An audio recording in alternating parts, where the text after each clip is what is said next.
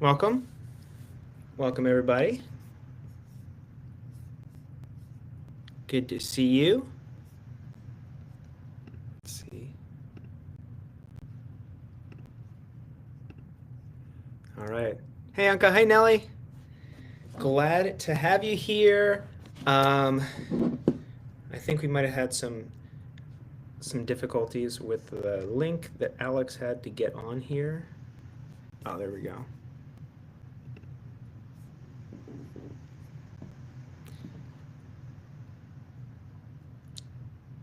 Hey, hey. All right. Look how smooth this is. Boom. Unlike my voice. Lots of yelling. Yeah, we had practice yesterday. First one. Season started. There we go. Anka said your mic is working. Look at that. Compared to Thanks. last Thanks. week, every Thanks, week it's going to get a Anka. little better. Yeah, for real. I didn't even give Yeah. out the I didn't even give out the YouTube link, and now YouTube is working, so that's good. I gave out the YouTube link. Oh, I put it perfect. out. There you go. I think we got a Almost couple there. people on here, so that's great. Hooey.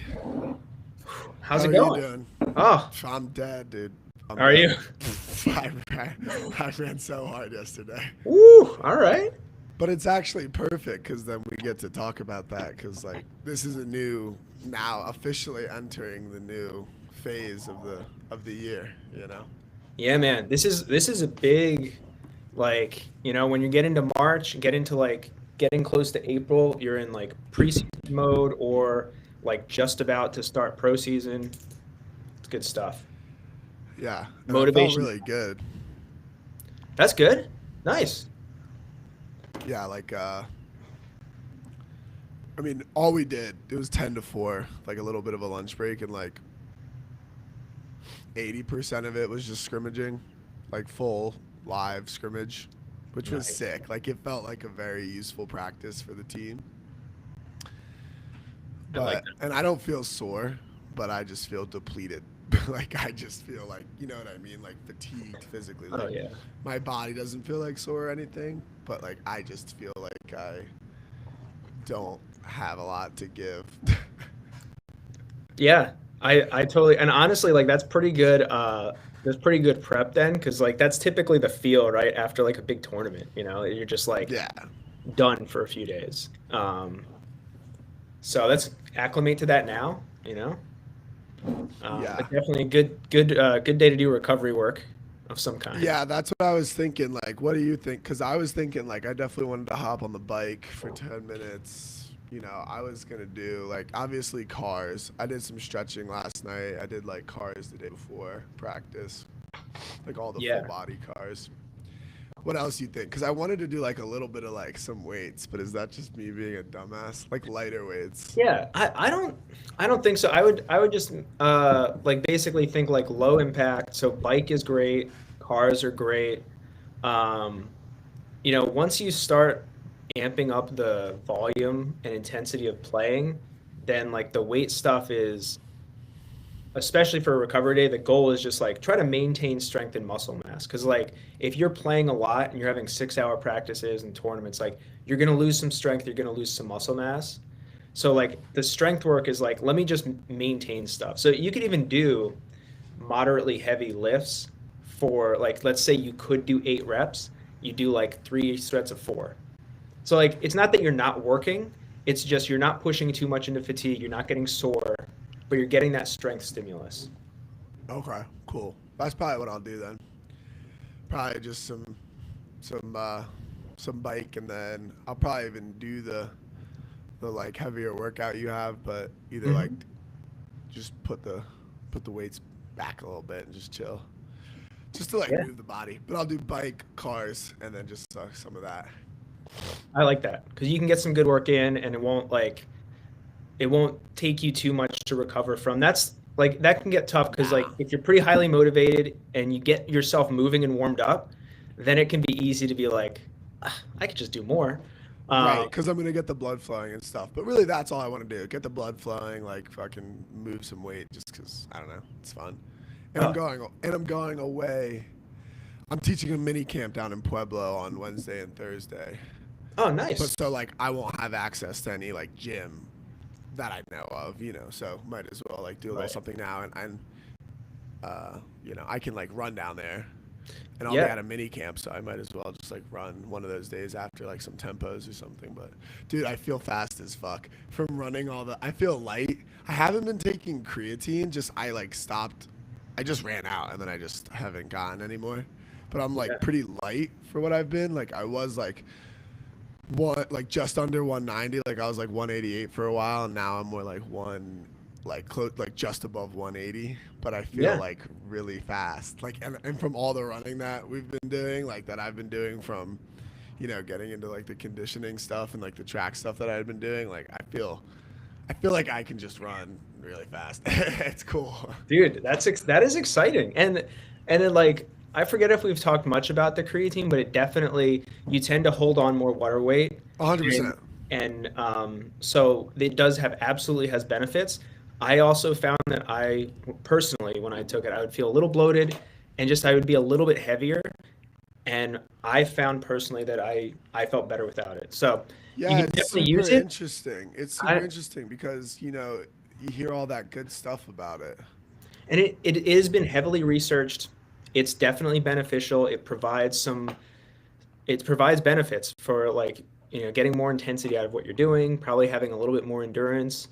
Um, but again, anytime we're adding body weight, like any body composition is fine and totally judgment free of that. Anytime you're adding body weight and not adding strength or power, your relative athleticism is going to go down a little bit.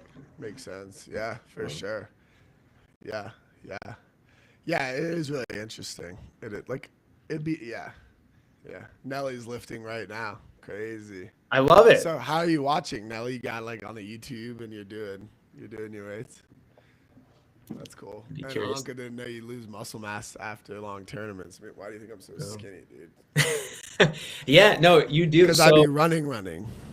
So when you basically anytime if you consistently are burning more calories than you're consuming, it's simple, right? You're going to lose some weight. It's often going to come from muscle, not just fat. And at tournaments, like you think if you're practicing twice a week, sometimes maybe more than twice a week, and then you're going to a tournament and playing 6, 7, 8 games, it's almost impossible to get enough calories to sustain yourself. And if you are in real time, you're going to feel terrible because you need to not take on as many while you're playing. So it's very, very tough during the season to not lose some muscle and some strength, which is why the strength training is important. So you can get it in when you can, and then also getting like plenty of protein is going to help. So that's generally like lifting and higher protein intake are good ways to reduce the muscle loss. Yeah, that protein. That's what I'm gonna focus on. Just trying to get a bunch of protein in. Had a good dinner last night. Had bought some steak from Whole Foods for me and the Oh yeah, boys. love it. Grass fed, organic. Only Nice. the best. Hey, it's like steak and chicken. I mean, these are like it's uh, very dense with protein. So if you have trouble getting it in, if you have a bowl of chicken, uh, you can season it up, put it in stuff, but it doesn't take that much for it to be a lot of protein. No, yeah, I had that, and I did bring a jar with just protein powder in it to practice, and so that I could just put water in it and chug it after. That's a great strategy because like it's there used to be a lot of talk about like the window that you need to get your food in. And like it's not that extreme. It's not like you need to eat right after or you're going to lose your gains. However, it's a great way to make sure you're getting extra. Because if you get some in right after, then you get home and then you're kind of hungry again, then you can have a meal. You're just getting some extra in. Yeah, and like I was on the like I'm gonna do intermittent fasting, but during the season it just seems like it's not gonna work. Like I was like liking not eating at first, but like Mhm. today, you know, it's only like 9, but I had like a big bowl of oatmeal with like a bunch of stuff in it because I Yeah. feel like it's good to like just start eating for me. Like at this point, especially yesterday, I don't have a whoop or anything, but Mhm. I played most of the time. Like I definitely am on. Like I honestly probably played the most points of anyone, and I just feel like I must have burned like, I mean I don't know, It was just a lot of running. It was just a fuck ton of running, and a lot of usage too. High usage rate, high Nice. points, high everything. I But like it. feeling good. Like felt a slight twinge in my calf at one point, Hmm. like it was thinking about going, but it didn't. And we ran. Saeed took us through a nice. Saeed took us through a nice like cool down after. So we did like some stretching, cool Sweet. down, whatever. And then we ran, only like six of us ran two, probably it was like 100 yards, maybe less. Just like one run, walk back, one more run. That was it. Just for the mindset. Yeah, I like that. I think like that's enough that like, you're probably not going to do anything Nah. It was like, yeah, negative. yeah. Yeah, It's really just because it's like you can, I you know can what I mean? right. Proving like, oh, like I'm tired after a 6 hour practice. I can do more. I I could can just do do more if two I have more. to, Yeah. for sure. Yeah. Nelly's wondering Oh, about intermittent fasting I love. Oh, here we go. for So, for gains. so, I like it. I think if it works for you, that's awesome. Like that's really the biggest thing with different types of like diet plans or eating strategies. As long as you can get in the foods that you need, that's great. So let's say, for example, like I need 2,500 calories a day. If intermittent fasting allows me to get that in and feel good, perfect. For some people, and like if you're playing, for example, like Alex was just saying, if you're burning an extra like 4,000 calories a week from playing, that might make it hard to do so.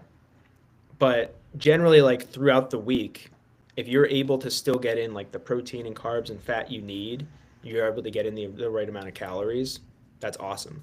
And anecdotally, like I know some people have found this. I find that as long as I've been eating well, uh, I don't necessarily need to eat before like training. So if I had decent lunch and dinner the day before, and like over the last week, I wake up the next day. I don't need to eat before I train, and I often feel better and get a better workout um, because we store enough energy in our body for like probably over an hour of an intense workout. So in terms of getting the most out of your workout, intermittent fasting can be totally fine. In terms of gains, I think it just matters like in your eating window, can you get enough calories? Hmm. Uh, yeah. I listened to this really good podcast with my girlfriend once. I don't know if I don't know what gender you are, Nelly, but I think it definitely has an impact on which one. Oh, Wawa, god damn it, that's Yes. so lit.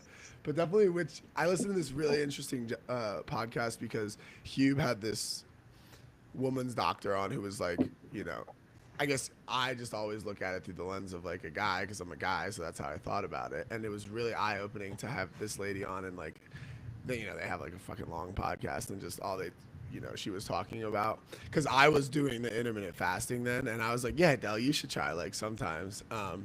Oh no way, you're Charlie's sister. That's so lit. I did not know that. I've been meaning to actually hit Charlie up. I've been thinking about him. I had a fuck ton of shit going on that I wanted to talk to him about. But yeah, you should check out that podcast. I don't know who it is, so they're not giving you much much to go out on, but it was really like I remember the big like some of the stuff I always remember is like this lady, it was like important to get just like a little bit of protein before a workout. She was saying like for women. Hmm. Your sound, hey Leon, your sound I think just went out.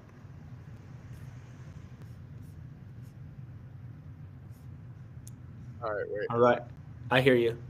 Yeah, it's so weird. It like goes That is back and weird. forth. Yeah, because it says my recording is stopped, but I think it's just like glitches. But Yeah. either way, like this doctor like would have like coffee with protein in it, like because Hmm. she also didn't like to eat, but like the protein was really important for, I don't know, having some energy for the workout. Um, it Yeah. was just it was a good listen, and I thought eye opening because I do think a lot of the stuff that you see online and whatever is skewed towards dudes.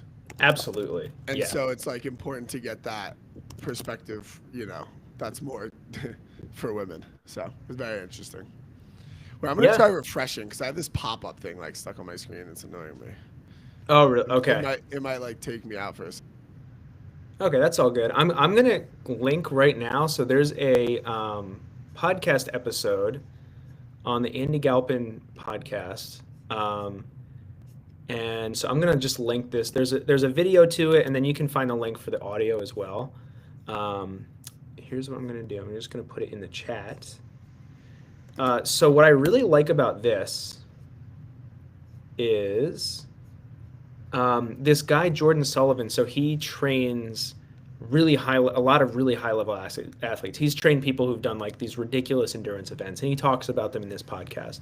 But when you listen to him and you hear how he addresses all of the nutritional needs, it's really like you find a creative solution that works for the person.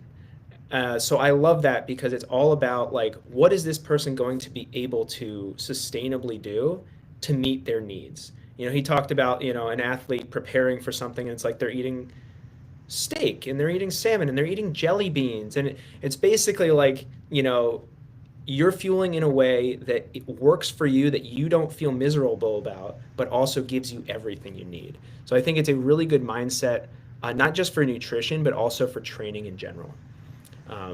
That like there can be theoretical ideals, but if it doesn't work for the person in front of you or the person you are, then it's not really that valuable. So Anka says, yes, I personally always need food for training. Otherwise, I just feel my muscles stop working at some point. Yeah. Yeah, for sure. And so like with nutrition, so if you listen to this, and Alex, I was just talking about this podcast that I linked with Jordan Sullivan, who great, works with a lot of high level athletes, but he talks about in that at certain lengths of time with intensity, we definitely are going to need to refuel. And so you need to figure out strategic ways to do that and what your body can handle. So in a tournament, what are you able to consume that agrees with your body, that gives you energy? It's going to be a little bit different for a lot of people. So he also talks about like the glycogen in your muscles and in your liver, which give you energy. So this is like how much energy do you have to expend before you need to consume food. So that is helpful to think about, because I'll just make one more big point, is that when we are working above a certain capacity, like if we're working above rest at like a moderate intensity or even a little bit below that, we're consuming primarily carbohydrates. So if we are not getting in a decent amount of carbohydrates while we're training, if it's a long period of time, like 2 hours, 3 hours, long practice or a long tournament, then we're going to hit a wall at some point. So like we need carbs, sugar, fruit, bananas, rice, whatever works for you. It's really important to be taking some of that in throughout the day. That's good stuff, Brian. I'm glad. I put the Huberman one in too. Nice. Oh yeah, I've seen that. I think so. And what I've dude, that one was really good. I was like, wow, just because it talked about like ice baths and stuff too, and the difference it can have, and like, because it was the same thing. That's when I was getting way big into ice baths, and I was like, Del, just do some ice baths. Like they're awesome. You know what I mean? They feel so good, but it's different. You know what I mean? Like it was saying like, women don't, especially at first, definitely don't want to go as cold necessarily. And it also depends on what part of the cycle they're in. Like, it was like, you're like, wow, okay, I have no idea what's going on. And I really need to just like stop saying shit at all. Like, it's like coming from a good place of like, I feel good and I want other people to feel good. But at the same time, like, other people just have to figure out like what's going to feel good for them. Absolutely. You know? I think that like, that's the right mentality of like, I was just talking about with this nutrition guy. Finding what works for you is huge. Just because something works for someone else, it may not work the same way, or you can adjust how you apply it, for sure. Keynes, looks like you got a question. Yeah, I do know Will Barnow. He's a bird boy. We've spent some time together. I don't know him like super well, but we've played a little bit against and with each other at some scrimmages and stuff. He's been balling recently, it appears. And Nelly said, "Wah wah works for me, dude." That makes me so fucking mad. God damn it. Yeah, Unc. Look at all the people. It's only gonna get more and more. So I love it. then we're gonna have to start like the chat is gonna start getting flooded. We're gonna have to like make Ankh like a mod or something. You know what I mean? Yeah, So she really like pops up. I like it. Oh, check Uh, this out. So this is a really good one. So like I'll preface this by saying I am a certified nutrition coach. I have a good amount of education, but I'm not a dietary, a registered dietitian, which is like, kind of the gold standard. I can give general advice, but it's not my big area of expertise. It is something I spend a lot of time reading about and thinking about, though. So, specific advice, I would say, like, make sure you're getting enough calories and get protein. Protein is what helps to rebuild tissues. So, if you're not getting enough calories or enough protein, that does create a stress on the body. And you were already recovering from stressors with an injury. So I would just say, like, make sure you get enough calories, make sure you get enough protein. If you're not sure about calories, you can Google all kinds of like calorie, based on um, uh, your height, weight, age, all of that. Like, you can get some pretty good baselines for calories. But the easiest way is like if you're eating a pretty consistent amount of food each day and your weight is staying the same or similar, then you're probably eating the right amount of calories. If you are losing a little bit of weight or gaining a little bit of weight, then you can adjust. So enough calories, enough protein is big. Yeah. what kind of ligament injury is it? Yeah, be Thigh, curious. for sure. Because I had the PCL is a ligament. Yeah, I mean Yeah, that's we the got posterior ligament. that's right. Posterior collateral ligament, right? We got oh, and then Partial so in the ACL. meantime, let's see. So Leonard, this is a good question. Yeah, it Um, is. Lenny, does that mean we should be eating during 2 hour practices as well, or can we go off reserves if we eat while during the day? I would generally say for most people, like you're going to be fine if you're not eating during a 2 hour practice. Something that I often do is like I'll have some electrolytes. I use Hammer Nutrition Heed, which have some carbs in them, not a lot though. So that way, that just makes sure I have enough in my system if I need it. I'll often like bring them, or I'll bring some raisins, some just like really easily digestible carbs with me, just in case I start to feel like, oh man, like I'm hitting a wall and my blood sugar's low. Yeah, I feel like that's the thing. It's like there's so many variables, for all the questions like that. It's like, yeah, if you ate well that day, then probably not, but you never Right. know. Sometimes some sugar is nice. Also depends what you're doing at the practice and how hard you're running. Like if you're just going balls to the wall for like an hour, you might want a little snack after, or Right. like something like even just like a little bar. Sugar, I like sugar, just like a little bit. That's If yeah. I just want that little bit. Keep going. That's right, man. And so in the podcast I shared, he talks a bit about that. It's long. They talk about a lot of stuff, but he talks about a little bit about like how much you want. Like if you do take on too much in one go, it can affect you. A lot of it though is like optimizing for like very high level competition. So ultimate is tough because it's not like one long race. It's not a short bout. It's like a long day with multiple games and then you do it again the next day. So it's unique in the needs. I think part of it is like this is a great time to with your workouts and with early tournaments and stuff, experiment a little bit.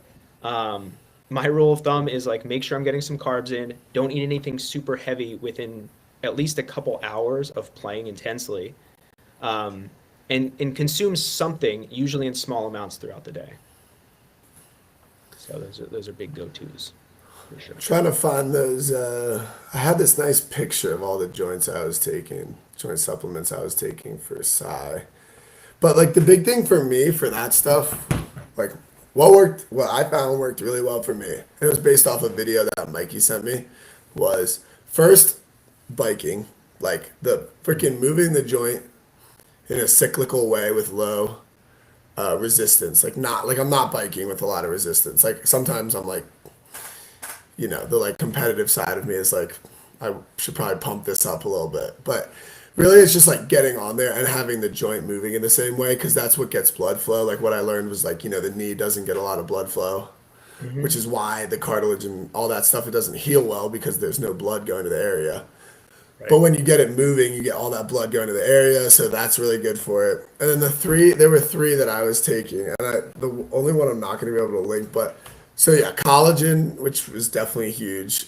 My friend Saad has been telling me that he saw somewhere that if you take your collagen with vitamin C, the vitamin C really can help like organize the collagen and I guess like optimize how your body is using it. So like I don't fucking know.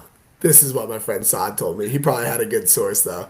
I trust him. He's if you've never seen Saad, like you could look at him and you're gonna be like, all right, yeah, if this guy's telling me to do something, it could be a good idea. He's a very fit individual. But collagen in the morning, I just put it in my coffee. I get the I don't know what brand. Bella would get it. It's I'll have to find all the like brands and stuff. But I would get some nice collagen, put in the coffee. I'd get this Costco joint pill. That the main thing was like it was called like UC2, something like that, and that was a good one. And then the other one that I took for a little bit that I stopped taking, but when it was like the knee injury was the worst. I was taking Boswellia from like some place I had got on Amazon, which is like another joint thing, because it's that and glucosamine.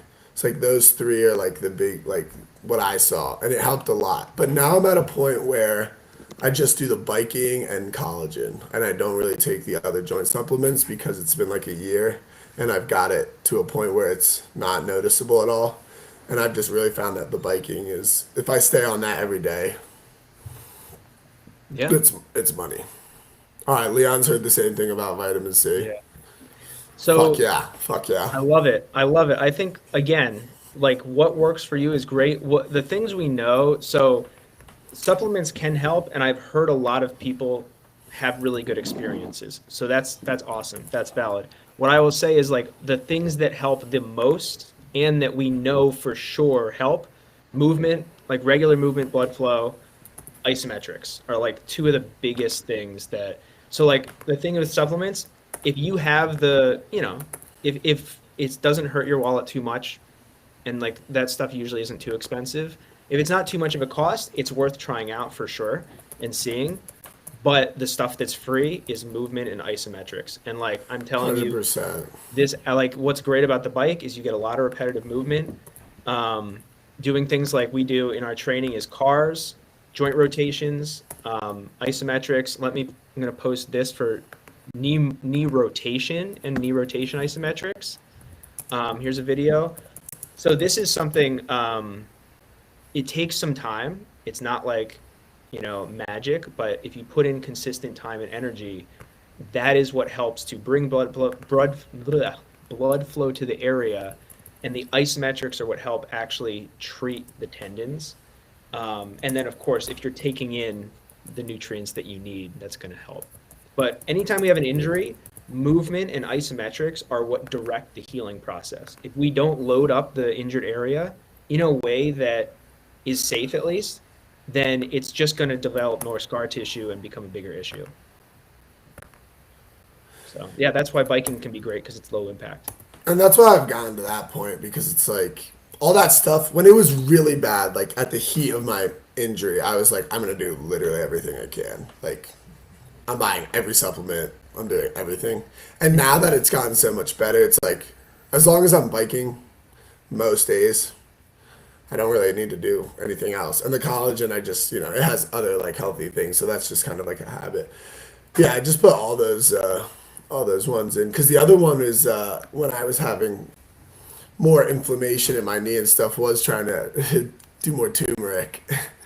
Mm-hmm. Just like it's just like you see something might be good for inflammation, you're like, okay, like it's not gonna fucking hurt. Probably it's Right. turmeric. Like it seems like a good idea. And like now I'm at the point where I'm not like going out of my way to get turmeric, but that's because I've gotten my knee to a point where it's feeling good. But I think like the other thing is like when you're not feeling good, there's like the mental aspect of like taking agency over the issue. You know what I mean? Like instead of just like sitting there and like wallowing in your like fuck my knee doesn't feel good, just like getting for me like getting every pill and something that supplement that might be good for it, and then getting on the bike and doing all that stuff also makes me feel like I'm doing something about it and like taking control of the issue. So like Yeah. then having control feels good, because I think the other thing is like I'm so used to going and like working out and getting better. So if I don't have that thing to get better at, that's when you can just start like fucking, you're just spiraling. So like feeling like I'm doing something all the time to get better is huge. Yeah, I agree. And I think like, so Leon says Peter Attia has a good framework for supplements. Yeah, like thinking about risk cost versus reward.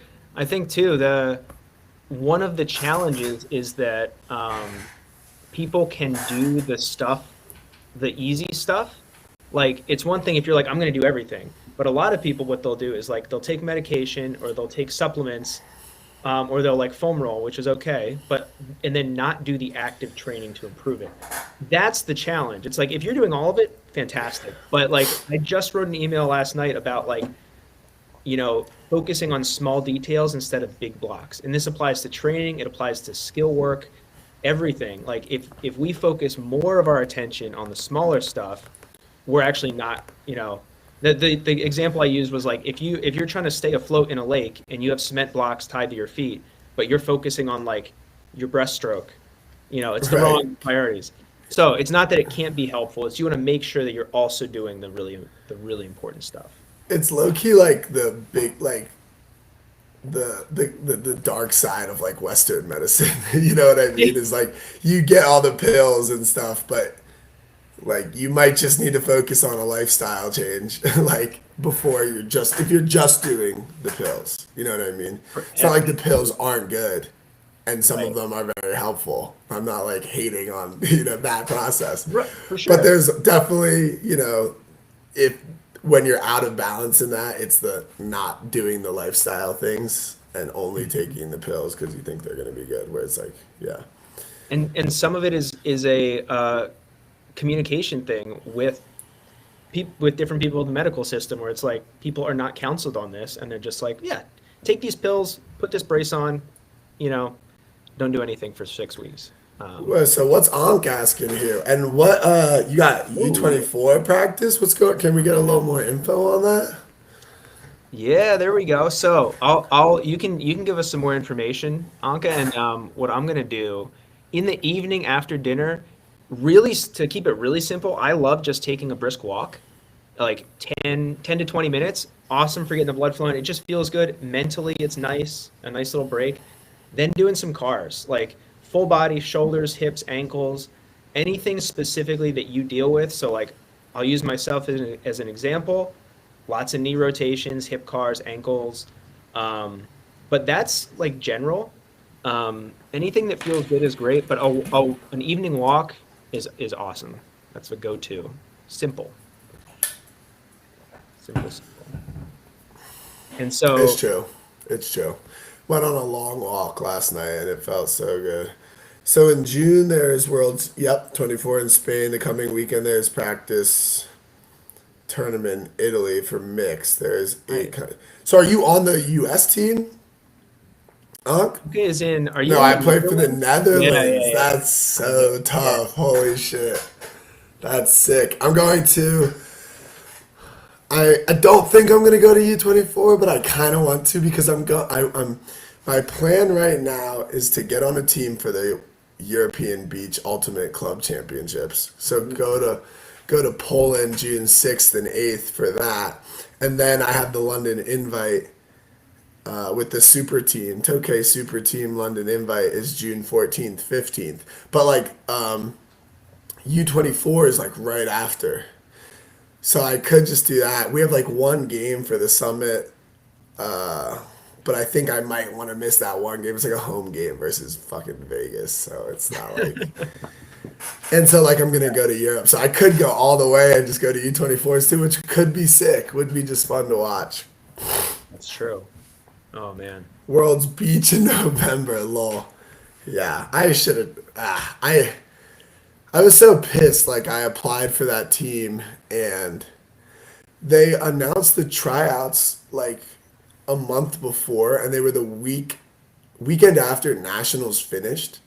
So like I had already bought my flights to nationals, and I would have come home from nationals and left like 2 days later, or just like I guess ignored my flight and had to buy another one. It was more the principle. I was like, this is fucking annoying, USAU. Like you have to tell me earlier. I already bought my fucking flights to Right. nationals, so I was just like, I'm not gonna go. But now I have FOMO because it seems super fun, and I would like to be on that team. But anyway, That's hey, this is also a challenge of like the ultimate athlete where there's always going to be FOMO and you can do a ton. It's like you could play all year round and basically play without more than like a couple weeks break if you really wanted to, which is not great for the body. yeah, Which that's why we train, you know? That like my goal is like get you and everyone else ready. Like you want to go and do ridiculous things. yes. I'm gonna make it as doable as possible. And things are not gonna go great, but you know. Dude, I was saying yesterday how like one of my favorite things in life now is putting my headphones in, putting some hip hop music on, and doing the warm up that I've done. Like we must be closing. I don't know, hundreds of times for And sure. it's like a yearish now, I think, almost a year, I think, since you started. Yeah, and it's just like so vibey, and I just like get really loose, and I listen to my music, and I do my warm up, and my skips feel so good. I should take a video for you. I swear Oh, that'd be great. my skips for height and distance, I'm kind of getting up and out on them. Yeah. It feels good. It feels really good. Those are awesome. Like when you first start to feel more springy and feel better, what's cool is like initially it's like, oh, this is just a way for me to get warm. Now it's like when you progress, you actually make the exercise more effective because you're getting more reaction force. So now it's like an exercise that improves your power, which Oh, is 100%. Like I feel like so stable and so explosive off just landing and going so quickly, which is just cool. The yeah. other one I want to get into is bounding. Like I haven't really been. I don't do that, but I want to start adding it into like some field stuff, just because like I'm all in on trying to train more of like the stiffness and quick off the ground. You know, Hmm. just bop bop bop. Yeah. I love that. I mean, that's a huge ability that's very, very important for ultimate. And like the more stiffness you have, which you can get from practicing plyometrics, doing isometrics, keeping your joints healthy and tendons healthy, the better you get at that, the more energy you can serve. So over the course of hundreds of thousands of reps in a tournament, if you can serve 0.1% of energy with every rep because your tendons work better, that's a lot. And over the course of the season, like small changes really add up. Yeah, and then I can yell more because that takes a lot of energy. I've been Right. realizing. Got to Like conserve the yelling. when I yell, I just get tired now. It's a You know, power exercise for the diaphragm, you dude, know? Like, it's fucked up. I'm like, God damn it, I have to stop yelling, but sometimes you just can't help it, you know? Clearly, my voice yeah. is I like shot. here, I want to highlight, so Nelly mentioned currently rehabbing my hamstring. Some voice training. And because Alex was saying about the mental side, that's a big thing, and that's something that like I encourage people to talk about too. Is like injuries and pain, we can mitigate them, but it's inevitable to a degree. So I know for like for me, and this is how I talk to people about it, like stuff's gonna pop up. It doesn't necessarily mean it's the end of the world. It doesn't necessarily mean like you're doing a massive amount of damage. Sometimes we need to rehab it, of course. Um, and it's hard, and like sometimes you just need to sit there and be like, this sucks, and that's okay. And then we can kind of work on reframing and going like, well, what can I focus on improving? Because Alex was saying like, you know, being competitive, you want to work on something, you want to be improving. And if you can shift your focus to like, I'm going to make my knee really strong, I'm going to make my hamstring really strong, and this is how I'm going to do it, it helps. And when you start to connect what you're doing with the improvements that you see, that makes it more motivating. And the next time it Yeah, happens, because exactly. like I've dealt with a bunch of different tons of different injuries, and like I know now I have better tools every single time something happens. So it's not like, oh man, this is going to set me back 6 months just like last time. It's like, hey, based on what I know and based on how I prepared my body, let me see if I can like get back to 100% in a month. Um, that stuff helps, but also just being able to wallow in it a little bit, I think is okay because like it sucks. Yeah, I feel like it's like any you can kind of scale that out to like any setback in life. Like there's that period of like grieving, and then there's like, for me, you grieve, and then you're like, you have to start taking steps to doing something about it. You know what I mean? Like there's the period of like, oh shit, something happened. This just happened, and I'm sad about it. And Mhm. then there's got to be a point where you start making a plan of what you're gonna do about it, or else you'll just be sad forever about it. You know what I mean? Like it just will Mhm. never get better.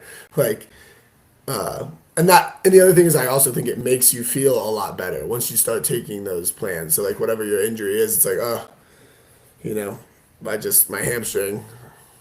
You take Yeah, it however long you need to take to be like, this sucks. I want to play, and then you've eventually got to get to the point where you're like, all right, this is what I'm doing every day to make my hamstring better and stronger and this kind of stuff. You know.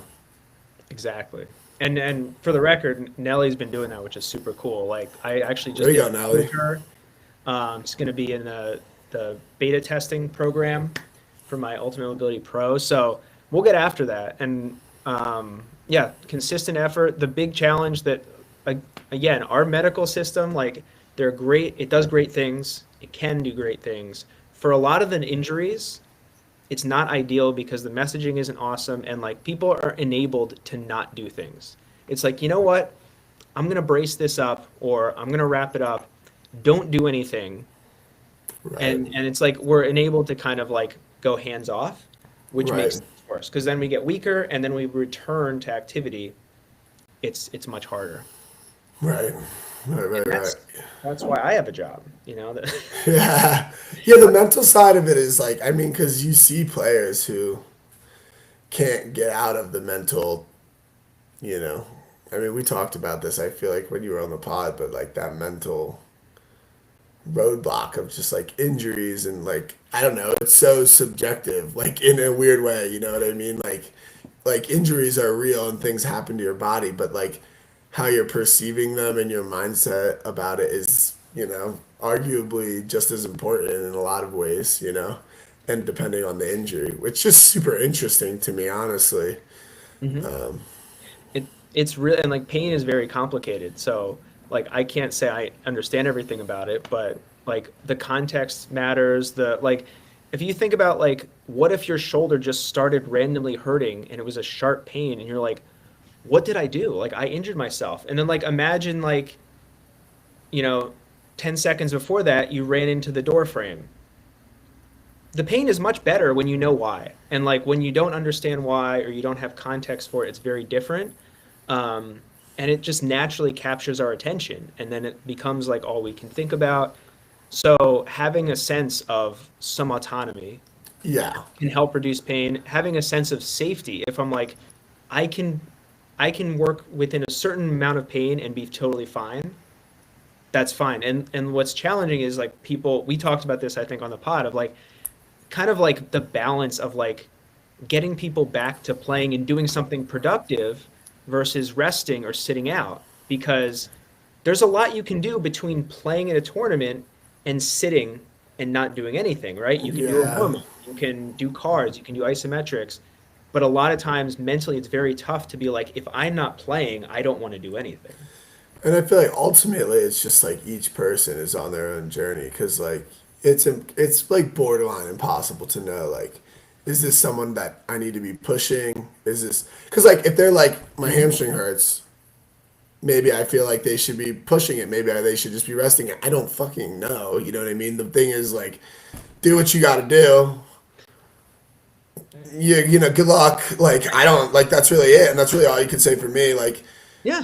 you can't really explain it. Like the example I had, and this is actually where like your shit was super helpful for me, and it was way more of a like a psychological thing, was because when I during COVID when I fell off my bike and like totally fucked up my labrum. Like I think my shoulders are a little more prone to definitely having like some labrum stuff. Like I've never dislocated them, so I'm not like at that point, but they will like sublex, I guess, and feel a little pain in them.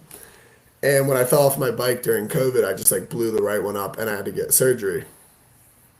And then it was like a year later in the preseason that I was wrestling with someone, and I felt a similar like whatever sublux in my left one, and I just went like in the hole, and I was like a month, and I didn't like do I rested and I took a while and whatever, and I came back and I started playing and everything was fine like after some time, and then it was like a practice last year where I just like was throwing. I forget. No, someone ran into me in like a weird position, and I felt the same like sublux. But this is when I was doing all with your shit, and I sent you a message. And this is also where like someone like you can give so much confidence. Like someone like if you don't really know what's going on, like you don't know what to do, so you're just like, I'll just chill. I don't want to do anything wrong. Right. It's the safest thing to do is just not do anything, and if you don't know what to do.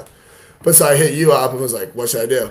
And you were like, do some cars, like push it, nothing that's gonna hurt it, whatever. So immediately was just like ripping cars for the same like shoulder thing, and I didn't like miss a practice. You know what I mean? And that's what's so interesting is I could have done that for when I was wrestling and did it with my left shoulder, but because I didn't have someone like you to like put that confidence of like test these movements and see how it feels, and two, like the fact that I had had that previous injury, Yeah.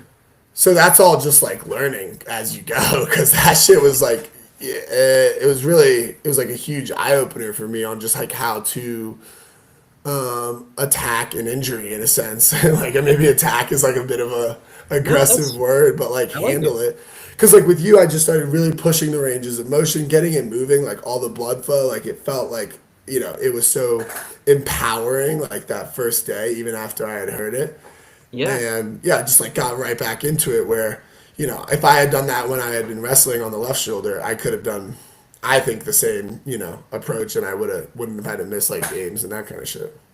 Yeah, man. And I appreciate your, trust and open-mindedness, because it's a different approach. And it's just very tough when we get into that, like where there's fear.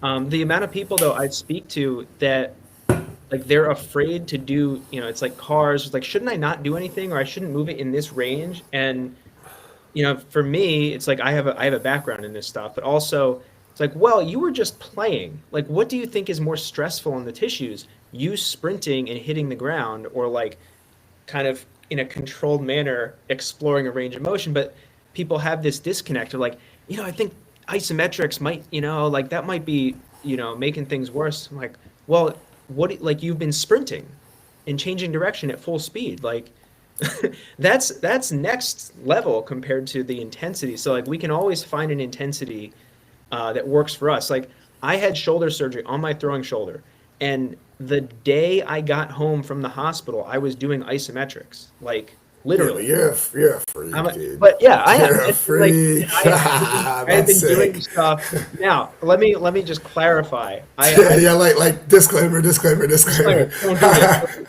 No, so here's the thing, and like this is, I think like for a lot of like our medicine, doctors are very worried about lawsuits and about just like Americans being really stupid, because a lot of us are.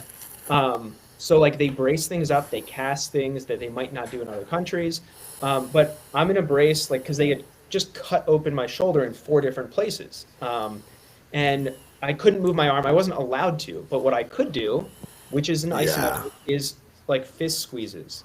I'm just trying to create tension. I'm not moving at all. That's so lit. Oh my God. And like, so I'm driving adaptation when my body needs most. And then like, I'm not actually allowed to rotate. So what I did was I just pushed like this, like 1% effort.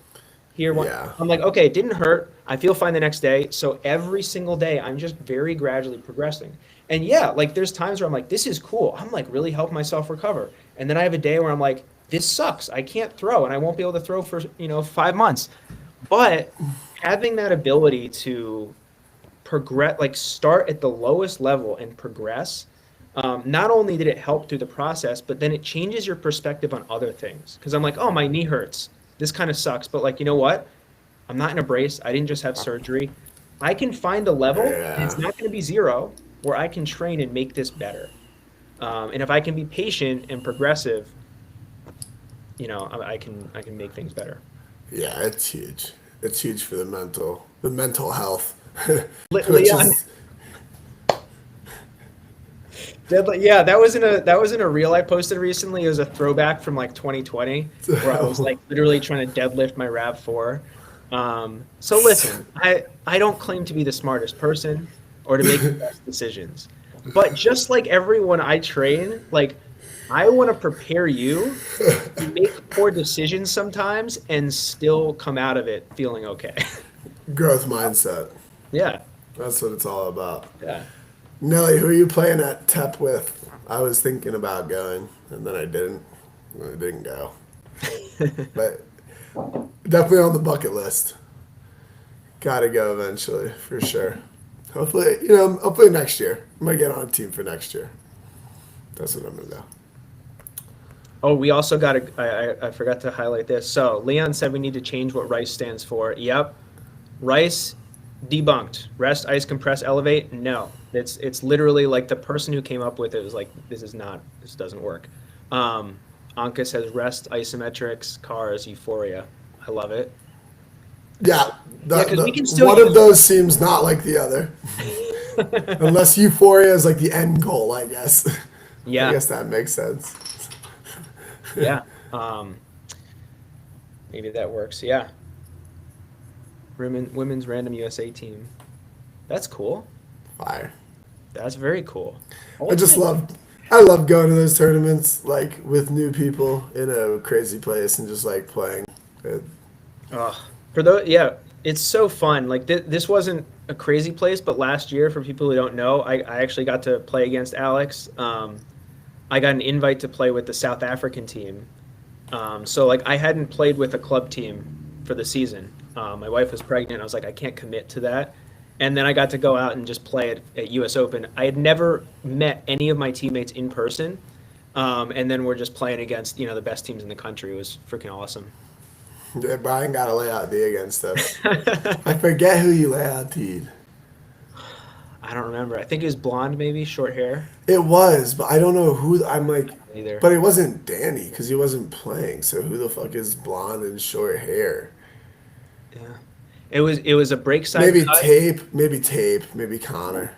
I remember it all. It was a break side cut, and I'm like, they're gonna throw this because this is just a guaranteed open, like hard break side cut, like not horizontal in. It's a guaranteed 8 yards, but I knowing that I intentionally was like not playing hard on the open side. I'm like, he's gonna go break, Closed. and that was a rough, like a few minutes into the So game, a windy. storm blew in. Yeah. And it was windy and like It was ridiculous. And by the end It of the game, was- it was done. It was so windy. It was ridiculous. I hate those games. Dude, God. there was one play. I ran out. I think Toby called a strip. I didn't know him at the time, but the self fetch, it helps because someone threw a huck. It was Probably me. it might have been, and I'm like, not even halfway down the field. And there was a lot of wind, so I just took off running. Like I wasn't near anybody who was near it, and then it floated up, and I got to go and make a play on the disc. And like if I didn't do self fetch, like that stuff doesn't even occur to you. So just a mental thing. It's this is the time to reinforce that type of stuff. You're right. Oh, fuck, bro. Cramp? Yeah. I knew This it. is such a perfect time to have a cramp. That was like tucking my leg under my chair. I was tucking my leg under my chair, my hamstring started to cramp. Oh, that's funny. All right. Whew. Oh, foot pain and mobility work. So, I've got my YouTube up. So, Fuck. I'm just sharing some stuff. Like I make a lot of my videos because I get questions from people, and then I can just be like, hey, here you go. I made this video. So this is a bottom of foot pain thing. It helps with a lot with foot mobility. That's a good one. And yeah. I had a couple really good ones at practice yesterday because it got pretty windy and like some upwind hucks where you take off from wherever the fuck you are. Like I was like 20 yards behind, but I had by the time I got there, I was there too early because the wind just holds it up for it's insane. I had 2 Ds on some nice ones. And those are the best because everyone else is standing there and you come Yes. in with a fucking head of speed. I had a nice catch one, and then I had one that like was so floaty and then like came back. But I was still able to D it. But yeah, I had like a really sick like catch D on one Yeah. of them because it was um, yeah, those are such good ones. They are, and you're right. Like it. So another thing with the attacking is what I love about some of the self fetch stuff and working on like your first few steps is like if you get a good jump that allows you more flexibility in how you attack the disc because like Yeah, yeah, if you're just standing there, but like if you're able to, you don't have to sprint and jump. If you're able to set yourself or come around, it's so much better. So if you focus on like being super aggressive unconditionally, the disc goes up, you don't know exactly what's going to happen. Just like put your head down for a few steps and attack the ground, build up definitely. that head of steam, then worry about where it is. And you're going to give yourself so many more options to attack it. That's what I've been noticing just doing a lot more of these sprint workouts and stuff is I'm so much more confident when I make a deep cut to just punch the ground, put my head down for like 3 to 5 steps, and just I feel like I'm doing my sprint workout, you know what I mean? Like because Yeah. I have all those reps, I'm just doing that right there. And I just am so confident to just run it like wherever my defender is, whatever depth they're at, and like whatever their like hips orientation is. And you just attack it so hard and it just gives you so much confidence because I think that confidence in your step is so important because you'll see a lot of people break off their cuts and stuff early or just and it just really fucks the flow up if people aren't committing to like how they're running because you need to have that consistency so that like the understanding can really flow like between like you can't have people who are just like breaking off their cuts halfway because how the fuck am I going to throw it to you ever if I don't know when you're going to stop or like that kind of shit. Like I'm always telling people that like Yeah. especially like some Sod, I've been talking about him a lot, so I'll use an example. Like he's like the most athletic motherfucker like for Mhm. sure on the team like because he's like 200 pounds and also more explosive than everyone else because he's Yeah. just so athletic and like his thing is just like understanding that he just needs to punch the ground and go. Like he tries to do too much juking and cutting and it's like where's your defender? What do you like, read as many variables as you can. Mhm. Pick a direction and sprint super hard that way. Like jump cut, hezzy, whatever, but then sprint super hard that way. And I think like I've been doing that with I've been making some games. I think you would really like it, but you need another person. Like making some games, like reactionary games, where it's like a race to a cone, and I usually like prioritize. I'll make one cone like more points because normally like in ultimate, one space is more of a priority than the Mhm. other, and just having people, you know, there's one offense and one defense, and they have to sprint to the cone. And no matter if you get cooked or whatever, just finish the sprint like as hard as you can because it's a good mindset. Absolutely. Because I was doing it with these two twins, and one of them was like, "Yeah, my brother's faster," and because of that, he sometimes like a handful of times he would start his sprint and stop for no reason. I'm like, dude, even if you're not faster, this is how you get faster. So like it doesn't fucking Right. matter. Like just do the fucking sprint. And it actually lost him one of the games. Like he made a really good move and was beating his brother to the side that was 4 points. The other side was 2 points. So he was beating him to like the big money side. And he stopped. He just stopped. And he had the step and he would have beat it. But it was I feel like it was such a good learning moment for him. Cause I'm Totally. like, dude, like you just have to trust that first step. You So do. anyway, train it, get Yeah. into the game, trust it. If you so I forget if I told this story before, but like I at regionals in 2014, I pulled my hamstring. I like sharp pain. I spent like a game and a half trying to figure out how I was going to play, and I ended up wrapping it with a ace bandage like so hard it cut the circulation off. So I'm like hobbling like straight legged. So then I only played O line and I scored like 7 or 8 times because like I had such a good first and second step that if I could get a separation, I could maintain that pretty well. And mentally, like the other nice part about if you change direction on the offense, you have the advantage. Like if you've read it well, you are ahead of your defender. And if you don't let up, mentally, it's really hard for them to keep up with you. When you are chasing someone who is accelerating, it's really hard. If I can accelerate and get faster before they've even started moving, like it's mentally really, really difficult defensively, even if they're faster than you. So like when you talk about completing cuts or like you see oftentimes like it's not even a miscommunication, it's the cutter takes off, they make an initial cut and they go like 70% speed until they see the disc and then they sprint. And sometimes they either miss it or it gets D'd, but like maybe the defender gives up because you make such a good cut and you destroy the ground. You know?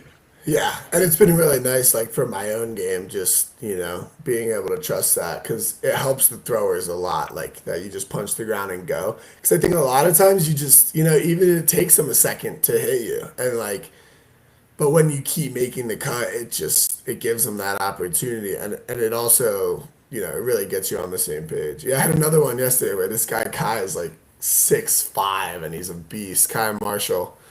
And he had this shorter guy on him, and he's in the lane, and I'm staring at him, and there's no deep help, and I'm just like, you're gonna run deep, and I'm gonna throw it, and that's what's gonna happen.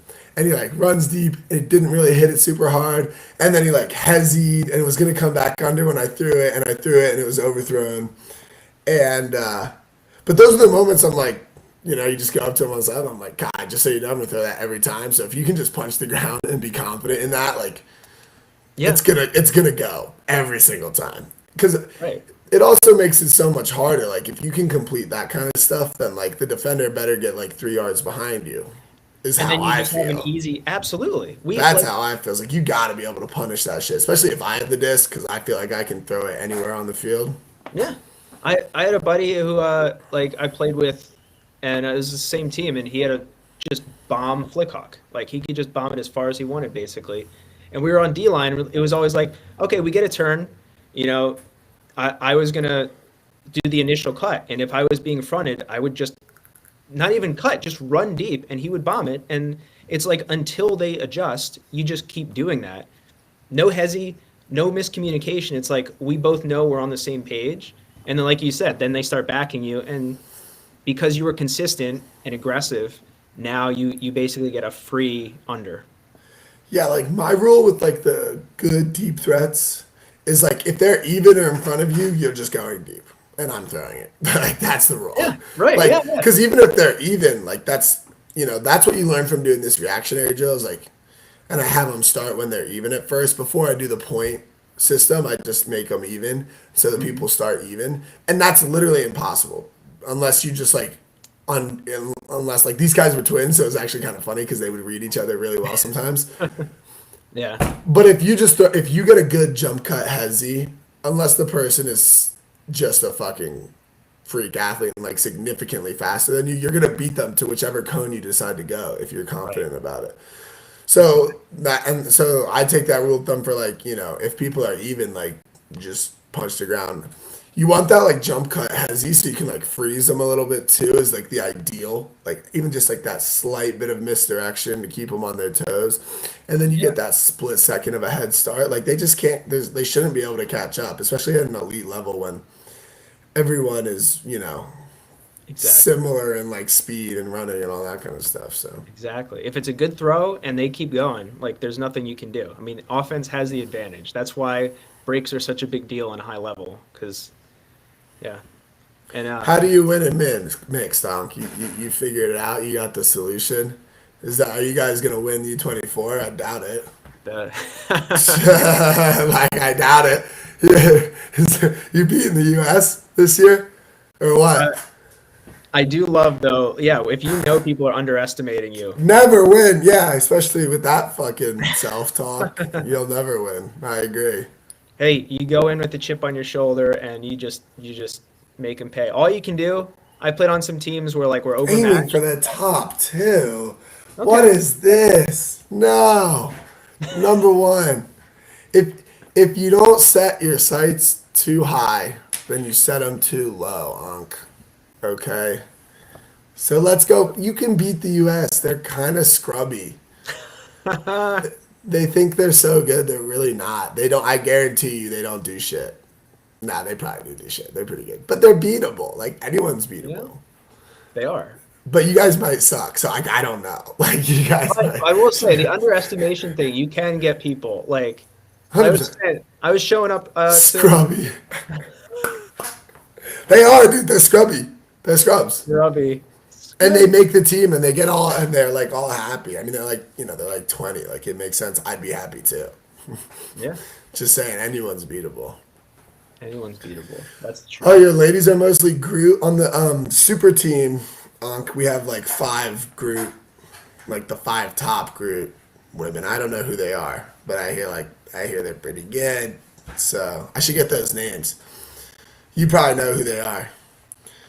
I'm pretty hype about it. It'd be fun. The super team is going to be crazy. We're going to play the World Games team.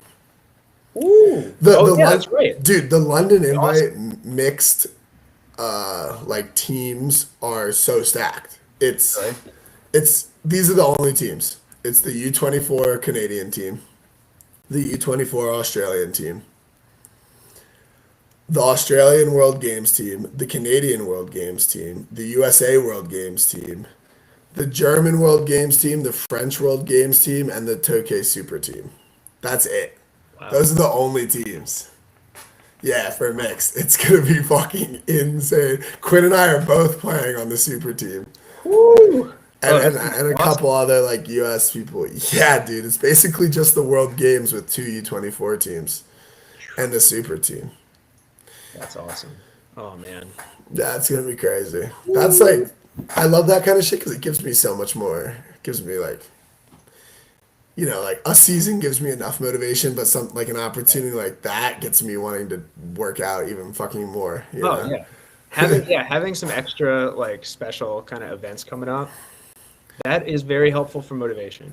Especially playing a team that you get cut from is like that's Oh, like yeah. the dream. Like and that never is. That's happens. what you want. Like, Yeah. it's like exactly what you want. Exactly. So just counting down the days. We'll get Yeah. you peaking at the right time. When is that June, did you say? Yeah. So June 14th, 15th, and Okay. then the European beach is the weekend before that. So I want to go to that and then go to London. And then Yeah. maybe I'll go to U24s. Fuck it. Maybe I'll just rip down to Spain. Just really go all over. That'd be fun. That'd be crazy. That would be. That But would I be. don't. But watching is hard for me. I'd rather play. I get that, man. That's yeah. Like I watch and I'm like, this is cool, but I want to just destroy all of you. I don't think I could watch a bunch of punk 20-year-olds. Oh, I can relate to that. That's so I like for me, like I'm better at football than anything else. And I played and I thought about walking on at Penn State and I didn't attend a full Penn State game the entire time I went to school there and the 6 years after that I lived there or 7 because I was like I don't want to watch other people play my game.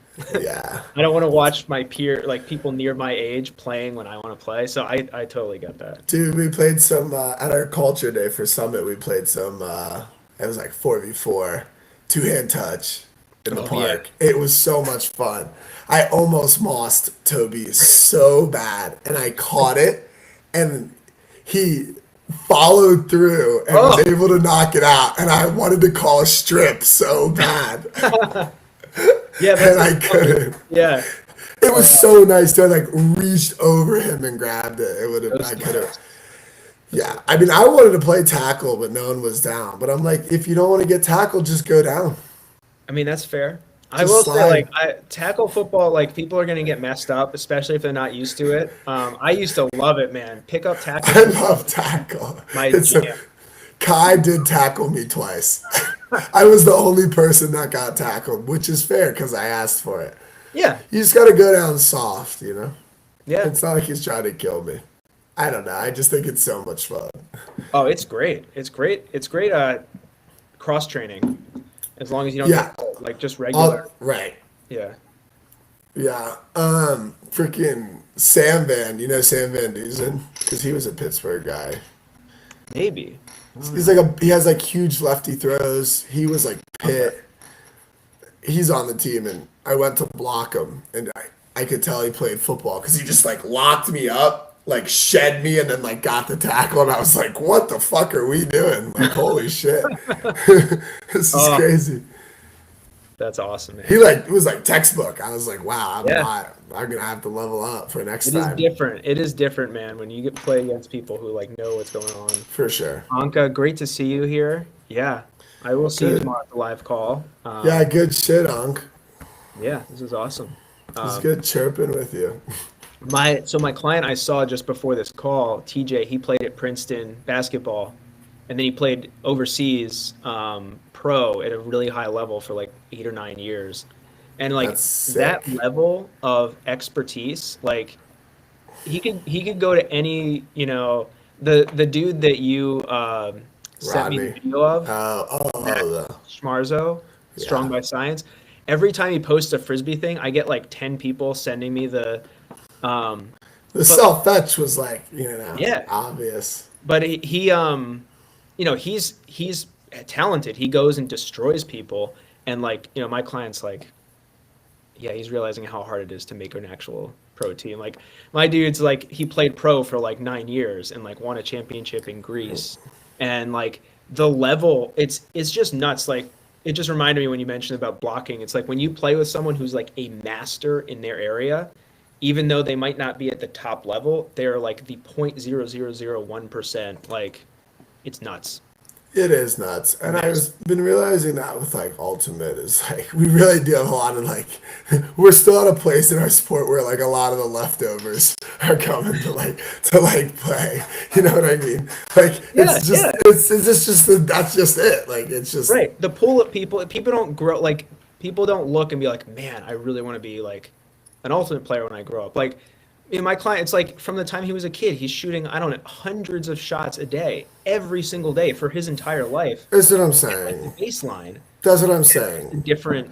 Like and that shouldn't discourage you or make you feel bad. That should give you fucking hope that if you Right. put in any fucking semblance of real amount of fucking work, you will be better than 90% of the fucking people playing Ultimate. That's Yeah. the point. Yeah. And like, That's the realization you should come to. Like if you actually want to be good, it's really not that hard. Like if you want to and you like can commit to it. like, and again, because of the nature of it, it's unique physically, where it's just dumb what we do for the body.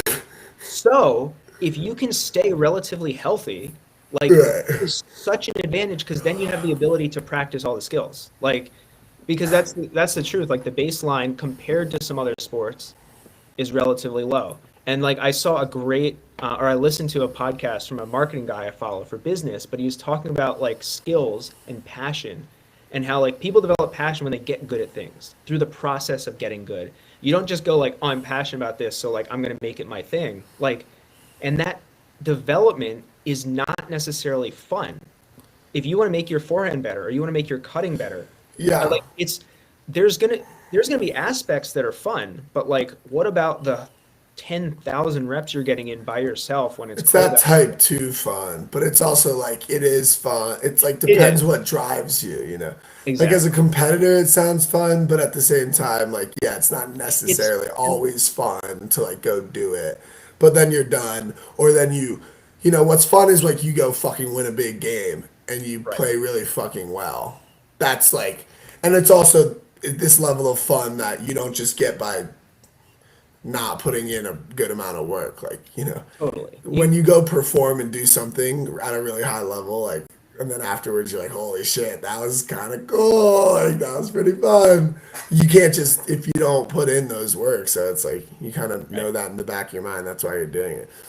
And when you like with the training, when you connect the stuff you're doing with the outcome, it becomes more enjoyable because you're like, this is what gets me where I want to be. The thing is like, if it feels tedious or it feels boring sometimes or it's a grind, like that's okay. That's a natural part of the process. It's not going to be fun all the time, but No. you can find, the joy in it as well. Yeah, and I think, but I also do think there's a balance because I actually think, like how you were training and stuff, it's like you kind of can make it fun. And when it is fun, it's kind of better because you want to do it, you know? Dude. Like, there's definitely like a masculine thing that's like, I'm gonna fucking put my head down and grind, even though it's not fun and like whatever. But there's definitely and like, that's a useful mindset. Yeah. But another useful mindset is like, I just heard like Magnus talking on a podcast, and he was like, I just got good at chess because I fucking loved it. And like playing to me was really fun. So I did it all the fucking time. He was like, I had a chess coach who would give me homework. And I was like, no, I'm not going to do that because I don't like homework. But like he'll do shit that's fun to him. So there's also that aspect of it too. That's like, if you just like hate going out and doing the training that you're doing, make it fucking fun. Like for me, like games are super fun. That's why I liked what you just posted, which was like, you are doing the self fetch and then like jumping over a cone. That just looks fucking fun. So it's like something Yeah. you could go out there and do for like an hour because you would get better at it and it's just fun. And I think that's like an important thing about training. That's a huge point. And like with skill work, it's sometimes different. But yeah, with that training, I totally agree. Like I'm a big proponent of like making it fun, even if it's not the absolute perfect level of what you should be doing. Like if I go out and I do self fetch and I do 100 reps, there's no way I'm doing 100 reps with any decent quality if I'm not throwing a disc to myself. Like I'm not going to go out, but like the fact that I can go out in a single day and get 100 reps trying to track the disc and tap my feet in and aim it and all in one rep, like Yeah. because it's fun, like you said. And It's even the skill work, if you just figure out a way to fucking gamify it, like for that shit sure. is can be, you know, you just got to be creative. That's why I liked what you were doing. It was so creative. It looked fun. Yeah, And I think honestly with anything you can do that. And you can. yeah, Yeah. it's cool. It's cool. It's a more exciting way to look at life and training and stuff. It's like Oh yeah. I realized that the other day when I was at the rec, and it was like a fun thing where I went to the rec. I didn't have anything to do, so I was like, I'm just gonna jump up on these boxes and like I Yeah. hadn't done it in a while, and it was fun. And then because it was fun, I did a bunch, so it was a good workout. And the other thing's like you want to keep going over and over again, so it's like a faster workout. So it's just really fun, you know. And Yeah. it's like you gotta have that type of training too. You can't just have the training that feels like you're going to fucking work. Like some of the training should be fun, 100%. If it's not, you're either doing the wrong thing or Yeah. you know, I don't know. Your life shouldn't be that fucking sucky. Right. Or rigid. Like you want to have room in your training to like enjoy parts of it or have like a wild card day or whatever. And I get if like you're dealing with injuries, it's a little different. But once you're like at a point where you can do more stuff, like I'll talk to people like training in the training process is not like chemistry where like if you get a little bit off, you're gonna have an explosion or like it's a disaster or it's useless. It's really or like baking versus cooking. You mess up Yes. the recipe with baking, and you don't get your rising bread. With cooking, you can experiment and you can play around and see what you like. So that's how I see it. Because when I see people who are just so focused on like, I need to do this length of thing, this many sets, this much weight, this many reps at this intensity, no more than this many yards. I'm like it's good to know generally, but like you have so much room for creativity within your goals. Right. And I guess that's what's really like where it's like figuring out being able to listen to yourself and what works for you. Because if you're at a time where you just want that rigidity and you just want to grind, like I was so excited for that for World Games. So I was like, okay, let's do it. Then there's times where in the season I just want to go out and like, you know, play something and it's more fun and I'm not doing that same type of thing. So it's like figuring out what's gonna like get you excited. There's no need you don't need to always just like force the issue.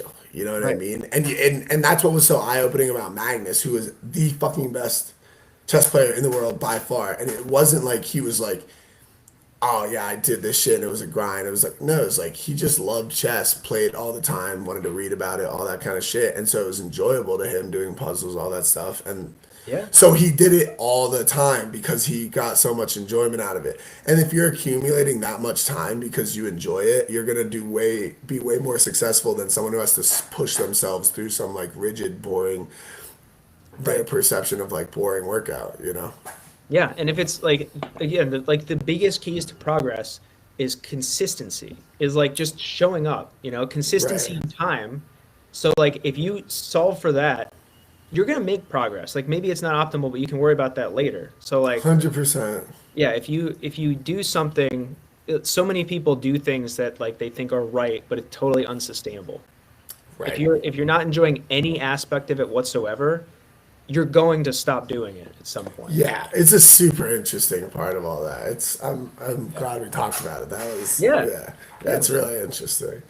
The last thing I'll say is like we were talking about the athletes and like the sports and stuff, and one of my biggest takeaways from the World Games tryouts was like these people were just all athletes. You know what I mean? Like the skills. I had always been like a big skill guy, all this kind of stuff, but like you come to the realization that like these people are just freaking athletic and they can run 4 days and they can run fast. And like to get to the very highest level, it's a necessity. Like you gotta be able to do some stuff with your flicks and your backhands, but like you gotta run fast and Yep. for a long time. Yeah. Oh, for sure. You really do. And what's nice about that, again, because this is not the NFL, you can train to get more athletic. Like athleticism is not something you're born with. We have genetic limits for different things, but like you can absolutely get faster, get bouncier, stiffer tendons.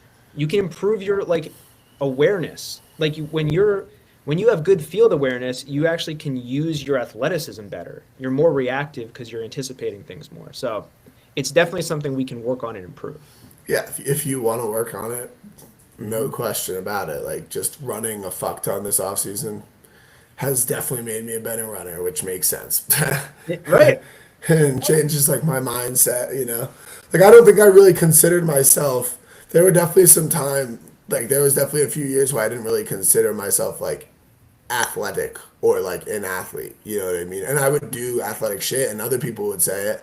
But there was a time where like my own identity, I didn't really align with that. And then you start putting in this work, and now I'm like, no, I'm athletic, and I'm gonna fucking run harder than you and faster than you. And when you have that ability and the confidence that comes with it, it's like It's so much fun. Holy shit! amazing. Dude, See, that's the thing we're talking about. The fun thing. Like That's like it wasn't fun. It wasn't fun. I didn't.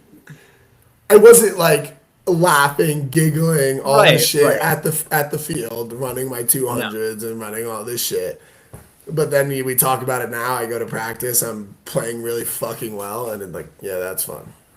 It is. The outcome's fun, and you can enjoy parts. You can appreciate parts of the process. Like I've talked about last summer. Like I went out the hottest part of the day, and I would warm up with 200s, and like the output of that was I was able to go to an elite tournament and play 60 points, and like literally not even be sore.